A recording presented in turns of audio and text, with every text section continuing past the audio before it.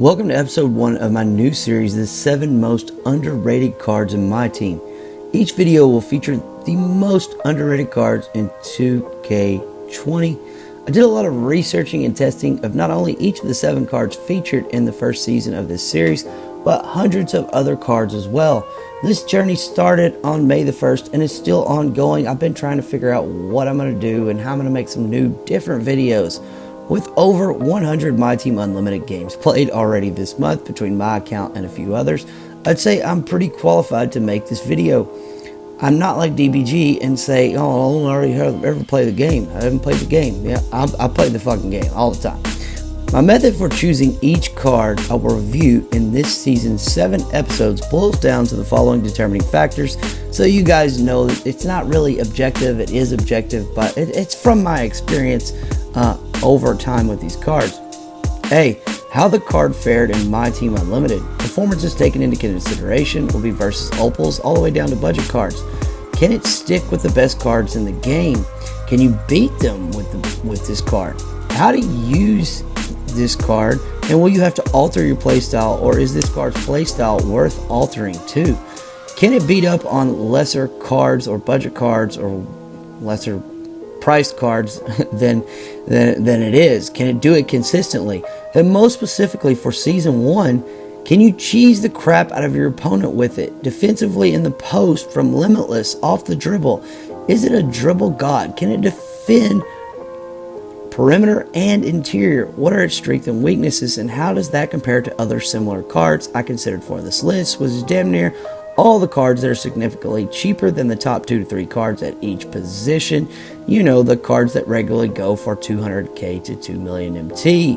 Lastly, the episodes are not in order of how underrated the cards are, because shit, as much content as we are getting this lockdown spring of quarantine, it could easily change tomorrow. I'm starting season 1 episode off with a bang. Season 1 is all about point guard position. It could be a shooting guard point guard, or a point guard shooting guard, or a center point. It doesn't matter. Anybody that can play the point guard, and the bang is a controversial pick, as DBG would say. Lads, episode 1 is all about Galaxy Opal Jason Kidd from the Takeover collection. Jason's current price is 50 to 60k MT, which ranks him tied for first as not only the cheapest Galaxy Opal at the point guard position, but in the entire game.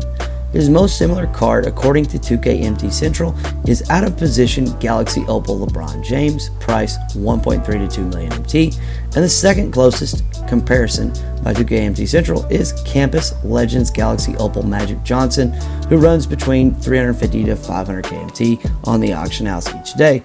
His total stats are 37, 29. He has 2 nerf stats compared to these other cards. His standing dunk is a 65 and his overall durability is a 74. I still don't know what overall durability is, but Magic and LeBron both have a 99. I'm assuming that 74% of the time he might play like a bum, but that's still a pretty high percentage. I'm going to be okay with that. I really don't know. LeBron James has 38.53 total stats, Magic with 38.26. These are the non-evoed versions. I believe LeBron gets a plus like 20 something, and Magic gets like plus 5 or 4. It was 3, 6, whatever it is. Total badges on Jason Kidd: 15 gold, 47 Hall of Fame. For LeBron, 28 gold, 45 Hall of Fame. And for Magic, 1 silver, which is weird, 27 gold, and 40 on the Hall of Fame badges. I know you're probably thinking right now, Carson, have you lost your damn mind, bro? Possibly, but hear me out. This is not your daddy's Amethyst collector level variety Jason Kidd, or even the Evo Spotlight version we got for free for playing one challenge. This Caillou is a beast. Let's elaborate on this. How we got to here with Jason Kidd today. I spent 360k MT and 300k VC ripping packs trying to pull a Giannis or MJ. Stupid, right? I could have bought a damn starting lineup full of opals during the crash had I played my V card and didn't blow all my funds on my packs like that silly little Myteam version I played myself out to be last Friday. So today, after a couple days of depression, I finally did something to fix that. I sniped and snowed my way back to about 70k MT. I was down to 5k MT after the pack accident of last Friday. I sold no cards of value or that had any value to me or my squad and got here easily. So I was like, I haven't seen many gameplays on Jason Kidd or heard about any even. I'll just scoop him and test him out and see if he's still 65 to 70 KMT. I can do this. So I bought him and he was only 55 KMT. There were tons between 55 to 60 KMT. If after this video you feel advised to pick one up for yourself, I'm sure he's still going to be similar price. So going to freestyle, and I usually forget to even try it out. But get this, God damn, my boy Caillou Kids got HEDO's leaner. And with his release being slower than most, the green window on this bad boy is 10 times that of DBG's little boy toy HEDO. So I turned the meter off, and as expected, his catch and shoot shot speeds up to a doable speed with every press of X, turning into a high probability of that shit turning green, at least for the most part for us highly skilled Myteam users, you know, like myself. Okay, so with my melodramatic story / sales pitch on this budget card, enough of that. Yeah, he's more of a mid-tier card, I guess you could say, but he's a beast. Dude, I gotta tell you, I almost forgot. So before I went into freestyle, I played one of my buddies, Aaron, earlier, and dude, he is a damn trip on defense, playing the Ty Debo, trapping, full court press. He's butt humping you, dry humping your leg up the damn court.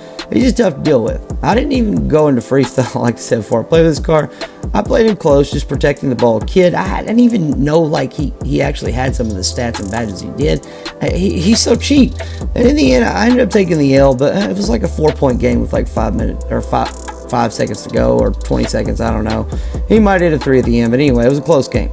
I almost sold him back after this one game play with France before I even knew what I told you before this. And the next reason that Jason Kidd is an elite point guard in this game.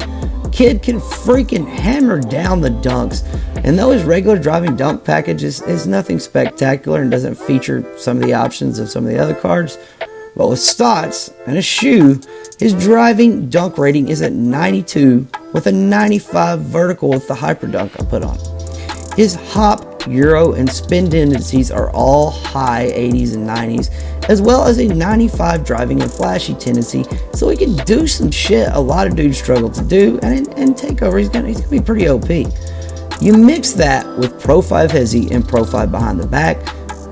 It's basically the Cam Reddish PG-13 Odom or AK-47, and he basically has one of the rarest dribble packages in the game. Most dudes with Pro 5 Hezi, here's some examples: Luka, Kobe, Opal, Dr. J. Note, Pink Diamond Dr. J, not the same as the Opal, has Pro 5 behind the back, which is different, but Pro 3 Hezi. Anyway, GIANNIS, just like GIANNIS wasn't the first OP card to have their signatures changed this year. There's been several.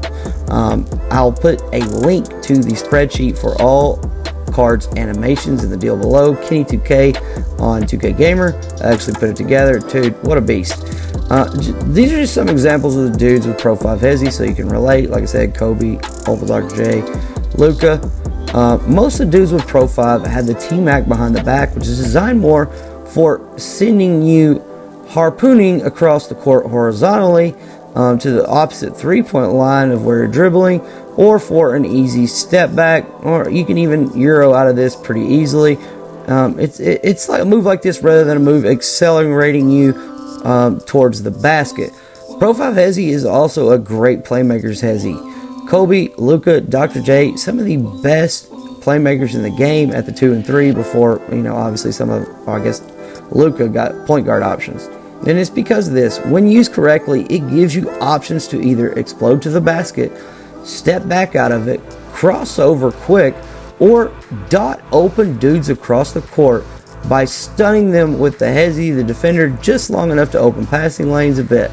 Kid's skills are really highlighted by his elite SIGs and the versatility of what he can do out of them from having Pro 5 Hezi and the Pro 5 behind the back. Pro 5 behind the back is found mostly on dudes that can split defenses. This is where I'm going to get into this Jason Kidd being able to get to the rim stuff. And the Pro 5 Hezi, all those dudes are freaking great dunkers, but the Pro 5 behind the back is found mostly on dudes that can split defenses and straight wreck it at the rim. One hit the right way on a profile behind the back, and you'll find yourself putting the other guy's big man in a poster animation 9 out of 10 times. If you didn't know, now you will. This behind the back is the preferred move of choice to create just enough space in the lane for some nasty dunks by some of the most elite dunkers in 2K20 Myteam. Pink Diamond Paul George, Diamond Cam Reddish, Opal and Diamond Lamar Odom, Dennis Smith Jr. Diamond, Lonnie Walker, the Sapphire and the Diamond if you're a budget guy, and AK-47 Opal, as well as James Worthy. You get the picture. A bunch of badass dunking dudes that poster folks. Although Kid's release still suffers from being a little slow, it's not hard at all with him to create enough space to splash from anywhere once you get across half court. Kid's combo of updated SIGs, some of them anyway, and his normal S-tier defense and playmaking at the 1 is what makes this card the most underrated, or our first of the top 7 most underrated cards in 2K20 Myteam. I'll end this video by reviewing his badges separately between the 4 archetypes of badges. First, we have the finishing badges. He has 13 total, 9 on Hall of Fame with 4 gold. The gold are the most exciting to me and rare for most point guards. These badges are only seem to be on the elite big point guards that those big YouTubers talk about using, and the guys in their comments. Just kidding, but seriously, gold cross key, fast break finisher, weird right, unless he's a badass dunker, back down punisher, 84 to 86 ratings for all offensive posts before any boost. It's pretty damn good. And putback boss, which will make him dunk and rebound better, trust me. Plus the 92 vertical and dunk. These 4 rare gold finishing badges with 9 amazing Hall of Fame badges like Teardropper, Giant Slayer, and Slithery make him an elite level finisher in this game at the 1. We're saying this about Jason Kidd. Yes. Shooting badges. His release still kind of sucks, but dude, what I don't get is how everyone I know, see, or hear about or read comments from on social media is such a fucking monster at this game. They got the best cards, they never lose. Like, how does everyone never lose? Like, they just don't lose. This guy cooks everyone. If you don't agree with them that LeBron or Giannis or T-Mac is the best at something in the game, or Bobo or freaking Taco, you and your cards are trash, and all the other fanboys gonna back them up in the comments and make you feel like they're right.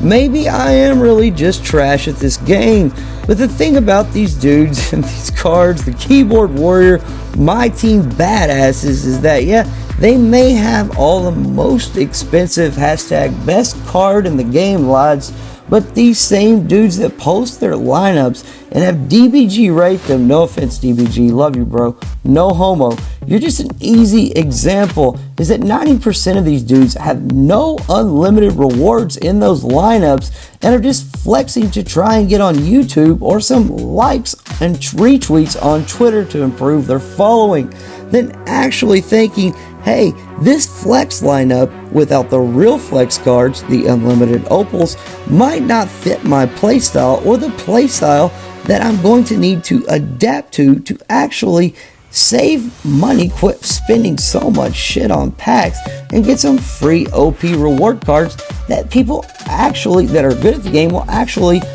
think I'm good at the game because I actually went out there and won 12 games in a row, no matter how I did it. A lot of these dudes even suck in triple threat.